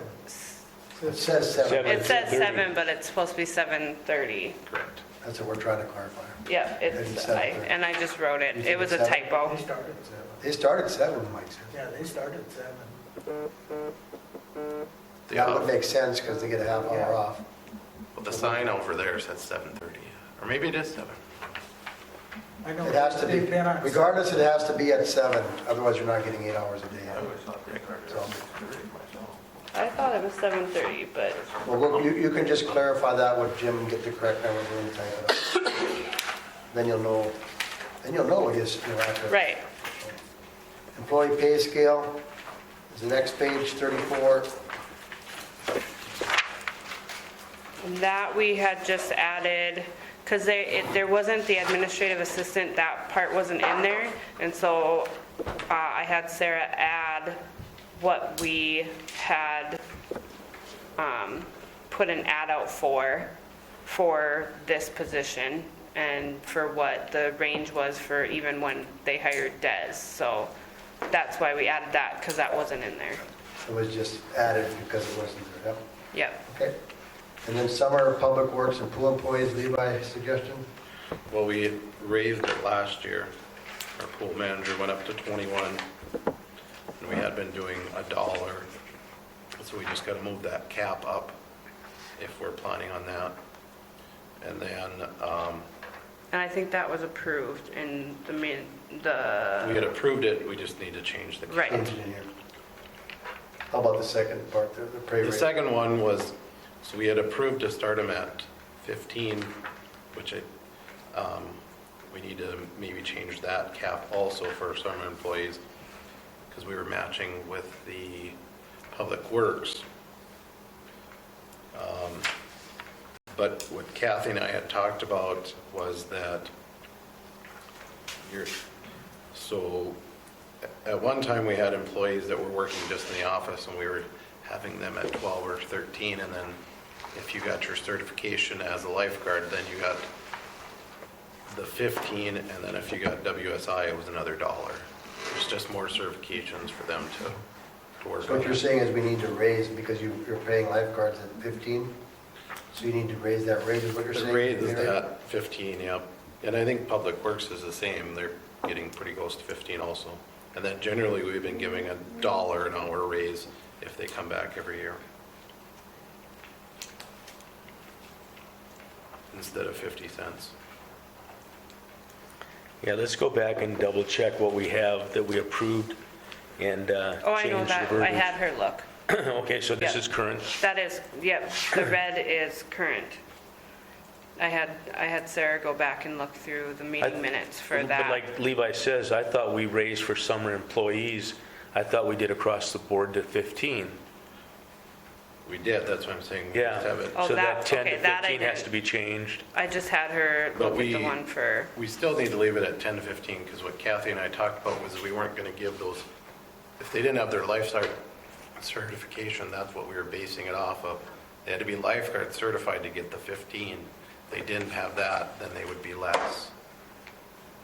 so we'll just leave it. So just leave it. Yeah, we just need to raise the 15, so if you went up to 18, then we would be fine, the cap. Because of the 50-cent raises and things like that. Which, So and we're we gonna went to change that. $1 raise instead of 50%, 50 So cents. what would you change it then, the 10 to 12 and 17 or 18, or what do you want to propose to change? I'd go, yeah, 12 to 18. Or 12 to 18. And the same thing with 15 to manager 20. review. And then change the 50 cents an hour raise to $1 an hour raise. Did you get all that? Getting it. And then the pool manager, when did you get that one, Ashley? The $25? Yep, Yep. okay. And Yeah. then it also would be $1 an hour raise. Does that kind of fall into what you guys remember, Mike and Dave? Yeah, it was special, the $25 for Kathy, I know that we did that. I don't know that we hit 25 yet. I think it was 21 or. No, you had raised the cap to 20, but Yeah. you had raised the cap to 25. Right, but I don't think she was at 25. No. Well, I don't think she's but at We gave her 25. the chance to do the water aerobics and charge for it herself too, as No, part of the she gets compensation, paid. didn't we? No. We charge for it and then she gets paid per hour. And when you do get it written up, maybe you could just run that, you and Levi and maybe Kathy, and make sure that that falls in with what you need before we do any finalizing on it. We'll go to page 35. This is something that looks like Ashley maybe added in, the City of Hillsboro fraud policy.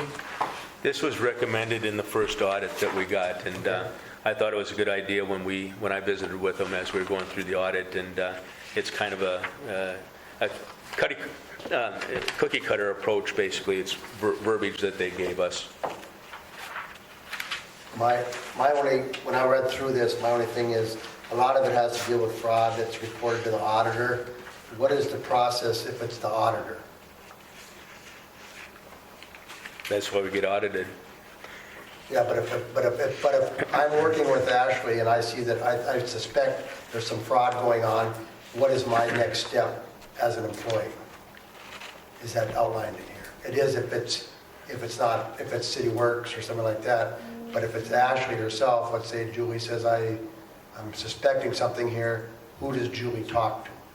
Because obviously she wouldn't talk to Ashley if it was a fraud It thing. says right here, city auditor or city legal counsel. So John would be, I think that's the last one. And senior management, so they can come to me since I have the financial portfolio Okay. too.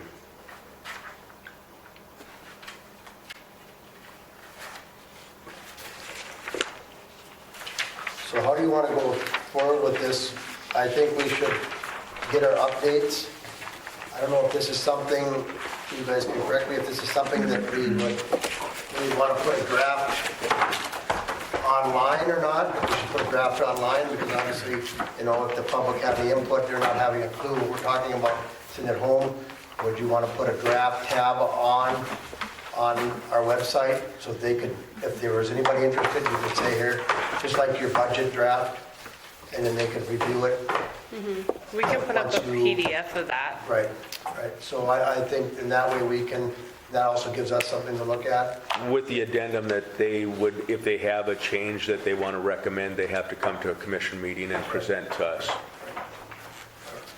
Well, they'd have to, either I'll talk to a commissioner, or they'd have to do something, to, But in order to articulate those ideas, I think all commissioners should hear at one time if there's a change that's proposed. So you're talking about after I make the changes that... after we make the changes, because you're going to send us kind of a rough draft before we vote on it. Right. And that's exactly what will be listed in there, is that it's a draft. Right. Nothing final. And then like Terry said, that any suggestions or changes should be brought, before we don't, we want to do it, and get it right. If there's any questions from the public, they have the opportunity, to address them, so. And thank you to all the commissioners, Ashley, John, JR, that this was a heavy lift going through this handbook again, so I appreciate the good work that everybody did on it. Moving on now to the Armory cleaning recommendation, the 1099 employee, $30 an hour plus North Dakota mileage rate. This was from the last session that we wanted to go back and get that clarification, and so I assume, Ashley, that was what she prefers? Just one second. Sorry, I'm just finishing the notes. Okay, so I talked to Sonia, and she said that she is fine being a 1099 employee and doing the $30 at the $30 an hour rate plus the mileage at the state or federal rate. So which I think when I looked, it was like 65 cents a mile. And you would take and assign the duties as needed over at the Armory? Yep, we've already went through them. We've done a walkthrough already, and once she gets it all whipped into shape, because it's been a little bit, then it should only take her maybe hour and a half every week, I think is what she was talking about. I'll move to approve to hire Sonia, last name, Trinidad. as Army cleaning company. Okay, Levi makes a motion. Do I have a second? I'll second, but I think there's some Quick comments. question, do we pay our mileage both ways, or just one? Yes. No, there and back, Okay. the round trip. And it's about, 26 miles? That sounds right. yeah, something like that. It was like 25 or 26 miles. And for the public out there, that sounds like a lot, $30 an hour, but we have to remember, we haven't had a lot of takers from Hillsboro. So if you think this is a good deal, you had your chance, and granted, would we like to pay somebody $20 an hour to clean there? Yeah, but guess what? We're not finding anybody. So if you're sitting at home thinking, wow, $30 an hour, that's a pretty good wage for cleaning at the Armory. And actually, That's where we're at, and, it's coming from having my own cleaning business, that's actually on the low end. And you have to remember, she's a 1099 employee, so really, it sounds like a lot, but she has to do her own taxes on that side. We're not doing it for her, so you have to take away a nice chunk of that. So and this is the first person that's been interested, so I think we have to take it. And that's how you look at it, $30 an hour is a lot to one person. Next person, it's, like you said, the lower end, so. Anything else, Mike? I'm for to hire. Are we setting any kind of a, as far as how many hours she can put in? That's why I kind of asked about Ashley overseeing her work production, I guess, to make sure that she just doesn't come in and do a whole bunch of time and not. If she thinks the floors need to be redone, She she can knows have extra time, so she'll be going to you with it. Yep, and she already knows that the commissioners have to approve any stripping or waxing because it would be extra cost. So she already knows that. We've already talked So about she'll that. be talking to you what needs to be done, and she's not just, She isn't given free rein to clean for 5 hours one day. No, the beginning is going to be longer than, the first time a person gets in there to clean, it's always longer because there is pee on the side of the walls. There's little kids in there. And they do use them regardless of what I am told. I know some kids use them, not always, but they do get used. So there is different things that she's going to deep clean. So the first 1 or 2 times might be 2 or 3 hours. But once she gets it all back up to normal, then it will be nothing to sweep through there and get in and out of there. So, yep, I'm comfortable with that. I Okay, just didn't want to see it just getting out of control, and that's why I brought it up, so. yeah, no. Levi made the motion. Do I have a second? I'll second. Paul seconds. Any other discussion? Mike? Yes. Dave? Yes. Levi? Yes. Paul? Yes. And a yes for me. Moving on to HBC ticket 2021-007, 322 First Avenue Northwest. Update, had a meeting. Mike, Levi, I'll turn it over to you. Yeah, so Ashley, John, and I met with the realtor and a representative from Lutheran Social Services of Minnesota. Talked to them about the property. They kind of know the conditions. Mr. Bird is in a nursing home right now, and he is under direction of Lutheran Social Services to help with finances. Because at this point, there is no financial, or there isn't any finances for Mr. Bird right now. But basically, Lutheran Social Services and the realtor are going to work until March 16th, and then they'll come up with a plan whether they're going to sell it or demolish or whatever the plan will be. They're going to let us know by that time. And so we gave them that. We had shut off their water as of last week. They do have an outstanding bill, and I said, and hopefully you're okay with it, that they could wait until the property's sold and everything is taken care of, because like I said, there isn't any funds right now to take care of it at this point. And so they are working through, they have to work through the court systems to sell and do all those different things. So that's kind of the point where we're at right now, is that it is working. They're just going to keep in communication with us, but they do understand a lot of the issues and problems that happen. And then there was a water break that happened a couple weeks ago that damaged quite a bit of it. And so we got the water shut off now, but that's kind of where that is at. They're pretty overwhelmed with the whole Right. situation, so as much as we can work with them, the better, because like Levi said, he has no funds available, so depending on what happens with this property is going to help him in the long run. And basically what I had told them, the three things that probably needed to happen with the property would be, one, the garage needs to come down. Two, the house either needs to be teared down or rehabbed.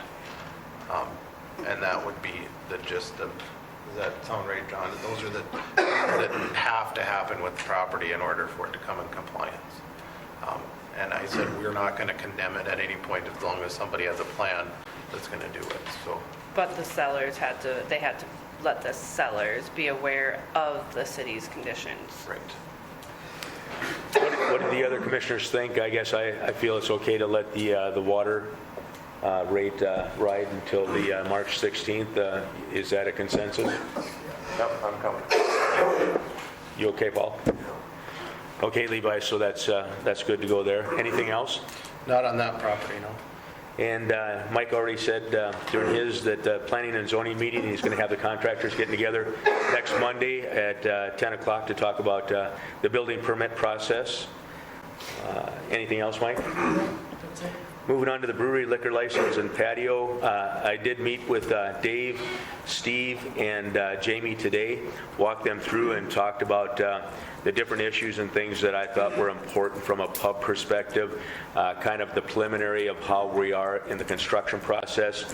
We did talk specifically about the patio and, that there would be food and things. So Steve has kind of asked me to take and come up with kind of some of the issues, kind of use Buffalo Wild Wings or Ground Round or some of the bigger establishments in Fargo and Grand Forks to kind of be the same process that we would use for the patio and the pub here. So did I capture that okay, Dave? So I think that I'll be working on that, going out to the websites and doing those things. So we talked everything about, fire safety, occupancy. Jamie gave me, from the fire chief's perspective, a checklist, a form that the fire chief would fill out. So I'll do the preliminary on that, walk through it. Issues like fire extinguishers, all those things, as well as the number. And then talked about the gambling area. The potential of putting up a dartboard, electronic dartboard close to those, and how kids, would still be able to do it, and a family-friendly environment there. So that's kind of, again, where we went. Moving on now to new business. Hold on, that was not, Ashley, did Terry ask to put this on, or was what I asked? That's what you asked. That's not what I had asked to put on. You said about The application process for our liquor licenses. Remember, a while back, I had submitted a different application process, just we hadn't talked about it again. You so weren't that was- clear, so I'm sorry, that's what I thought. That's what I was following up on, is that we talked about the application process that I presented to you guys November, that we talked about changing it. We haven't moved any farther on that, so I was trying to see what thoughts were and how we wanted to change or what we wanted to do. Well, it's all part of the state liquor license. Levi is what, we have to get the fire chief approval. Terry, this has nothing to do with your liquor license. Well, it does, because we have to take and define what the brew pub. No, Terry, this has nothing to do with your liquor license. This has to deal with the licensing that we had, changing our license application for all liquor licenses.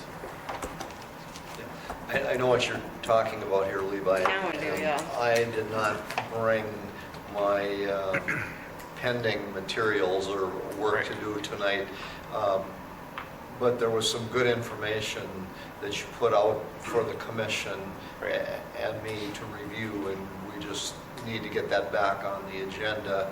I can shoot Ashley an email tomorrow if you're not clear on what Levi's talking about, but I know exactly I what know you what mean. he's I talking saw about it now, today. but that's not the way I read the email that was sent, or the text message that was sent, so that's my fault. It was So, a no, that's something clarification. That's all right. I just Should go on wanted the agenda. we hadn't talked about it for a while, so I wanted to make sure it came back on, that we took care of it. And I missed that commission meeting, but again, to clarify, what I'm going through for the pub is exactly what the ordinance should say for licensing from our perspective, in my opinion. As it But your talks about the license- Department of Health and all those things that have to be done in a checklist fashion for the state. But the point was, Terry, is that yours is done already. This is for, No, mine's not done yet. currently, your application is in. This is not changing your application. This is the application process as we move forward to make it a little bit easier for everybody else. So it's not changing what you're turning in so far. It was looking at that and making it, revamp it. Sure. Just as long as Ashley knows what, so it gets back on the agenda. I do now, but yeah, that was, and it was through a text message. Because so it was obviously I a- wasn't, at that meeting. So. Yeah, now I do. Now moving on to 6.7, where we go back and we talk about the credit card. Yes. Okay. So I had done this research back in October and was supposed to present this at the November 1st meeting, but ended up with COVID and wasn't at that meeting. So, and then I apologize, I forgot about it. So, I know my typing is a little small. I can read it if you guys would like me to. So a while back, Levi had asked about this JP Morgan Chase MasterCard so that the rec department could get a card. That's why we are looking into this, right, Levi? So that you guys could go underneath us. So I contacted Renee at OMB, and so this Chase Morgan MasterCard offers rebates yearly. The year goes from February to January. Rebates get sent to customers between March and April. Rebate amount is based off of a combined spent for all entities that use the system. So it's everybody, not just us. It would be like everybody that uses this Chase MasterCard. That's what the rebates are stem off of. Once the total rebate amount is calculated, it gets distributed to each entity based on the percentage of the dollar amount that their entity contributed to the combined total spent amount. Does that make sense? Kind of like how we do our sheriffs. We pay a percentage of the sheriff's contract, or we have our contract with the sheriffs and we pay a certain percentage each year. Does that make sense? Yes? No? So that's how they go off of how they delegate the rebate amounts to each entity. Hillsboro organizations that use this card already are the Hillsboro Public School. The school received a rebate of $3,500 in March or April of 2021. Per Vicki Grothman at the school really likes it. They have received close to $20,000 in rebates since 2013. She highly recommended going with this credit card. Trail County, I talked to Heather Hoovey. They use it over there. The county really likes it. She said just one thing to make sure is to ask if there's a fee when using it, because some vendors charge that service fee of about 3%. Last year was their first year using it, and they received $2,700 in rebates for about 6 months of using the card. I talked to Alyssa Short with the Trail County EDC. They really liked it. She didn't give me a rebate amount received, but stated they enjoy the kickbacks and use it on every expense they are able to.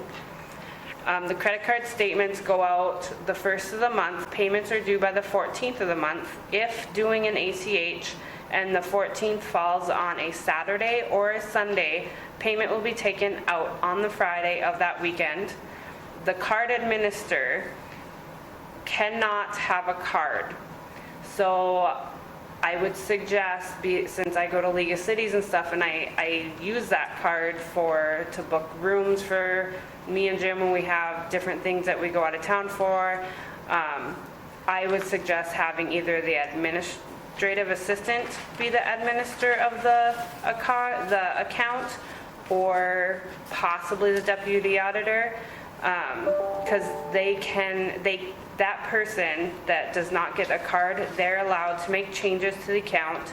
They can add people, city departments, parks, rec, etc. So that would be where Levi could get a card for the rec department. They can add and remove people, they can adjust the credit limit, they're the only one that can do that, and they are the person, the point of contact. The items that are needed to start the application process are past 2 years of financial state audit reports and a W-9. Well, that should be easy for you to get. Right? Yeah. I would move to, The only question I got before you do that, Levi, would the money go into the general fund? Yes, I talked to the auditors, because I'd reached out to them, and the money would go into the general fund, and then I have to go back and find my email from that conversation, but it would go into the general fund, and then I do believe we would be able to decide if it needs to be moved anywhere, but there is a process to that, if I remember correctly, so I'd have to find that email, but I already talked to the auditors. Everybody else that does it puts it in the general fund. Okay, sorry, Levi. I'll move to switch to the Chase credit card through North Dakota OMB with our deputy auditor as the card administrator. I'll second. We have Levi's motion, we have Mike's second. Any discussion? Hearing none, let's see. Dave? Yes. Mike? Yes. Levi? Yes. Paul? Yes. And a yes for me. Moving on to 6.8, that has to do with some other HBC tickets. Correct. I just wanted to follow up and see how John and JR and Ashley are coming with the process we are on the 2 properties for the removal of the junk. John and I haven't really had a time to discuss too much yet with Christmas break and everything and illnesses. So we're talking about Sasha and The Lee property. the Yep. property, yeah. My week this week will be much better than it has been in recent weeks, so I'll make sure that Ashley and I, Okay. I was just checking to make sure it was still. good question, and I'm guilty as charged. And I think this should be tied to the street cleaning proposal that we'll talk about next. And vehicles on the street and stuff probably is kind of the norm with these properties. But, okay, anything else about discussion there? Now moving on to the new business, we don't have any. JR, Michelle, anything you want to say to the, the commission? I think we set a record tonight. I'll move to adjourn. Levi makes a motion, I'll second it. and Dave seconds. We are adjourned.